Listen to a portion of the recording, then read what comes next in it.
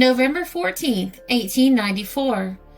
These tales of the ships that never came back are sad enough, but it's the ship that never went out, the ghosts of the sea, that give the sailor man a creepy feeling when he meets them out where the waves are rolling high and the winds are singing funeral songs. The speaker was mate Bob Alling, who has followed the sea as boy and man for nearly 50 years. Surrounded by a group of interested listeners in the public room of the Sailor's Happy Home in South Street, Mate Bob, as all the sailors call him, was telling stories of strange sights that he has witnessed at sea. Alling is now mate of a coastwise fishing schooner, but in the old days he sailed in some of the largest trading ships and the strongest whalers that ever sailed out of an American port, flying the Stars and Stripes. As I said, boys, the old man went on, it's the ships that never went out from any port that a sailor never forgets when he sees one of them. We may remember the ships that went out and never came back for a time if we had a shipmate aboard, but we can forget. But there's no forgetting a ghost of the sea. It was back in the early 50s that I saw my first sea ghost, and today I can shut my eyes and see it just as plain as I could see it then.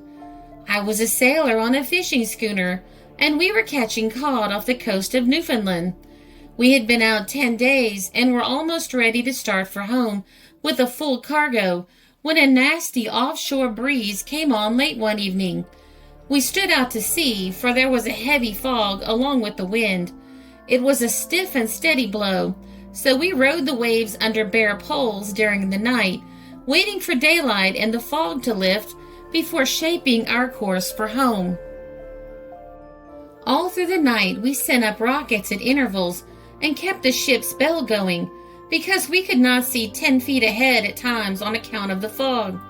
But it was nearly morning before we heard or saw an answering signal to warn us that another vessel was near. I was on the early morning watch, and about half an hour before daylight I made out a signal a short distance ahead on our port bow.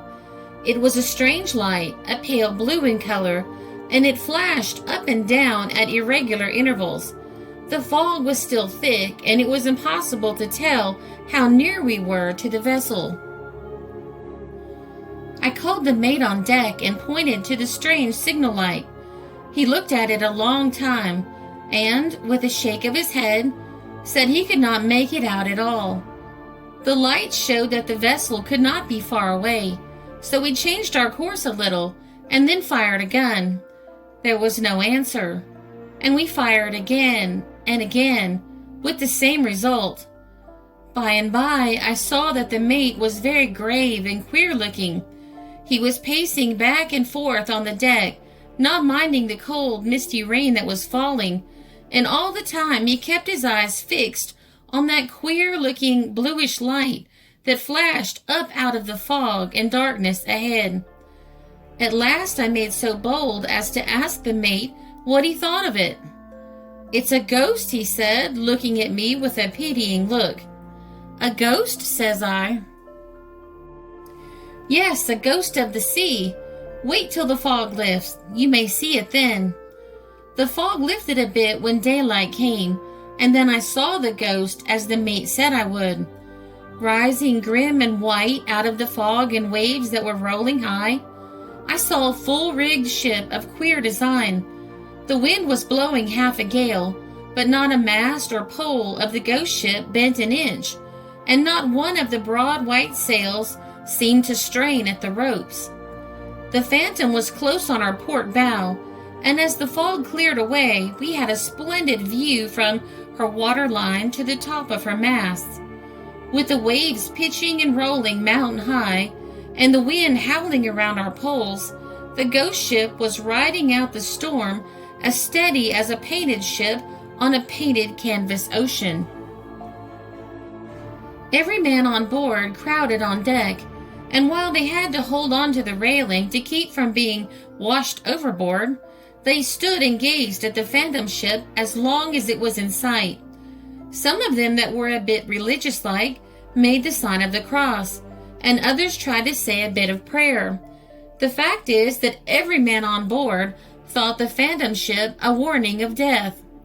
The captain went below and drank hot grog till he was that reckless. No ghost had any terrors for him. Then, as the wind went down a bit, he ordered us to make sail and bear down on the Phantom Ship. Up went our sail in a jiffy, and we flew along before the wind, but we could get no nearer the Phantom Ship. Suddenly, we saw the white ghost ship lurch forward.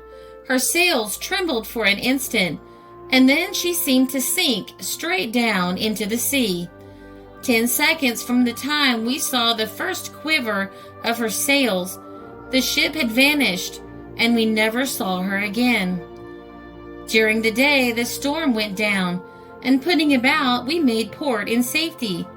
But when that schooner sailed for the fishing banks again, it was with an entirely new crew, from the captain to the cabin boy. Not a man who saw the ghost ship from her deck would sail on that schooner again.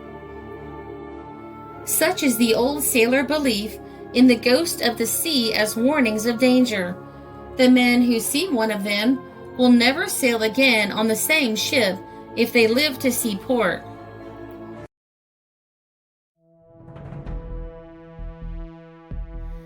This article appeared in The Star, November 14th, 1894.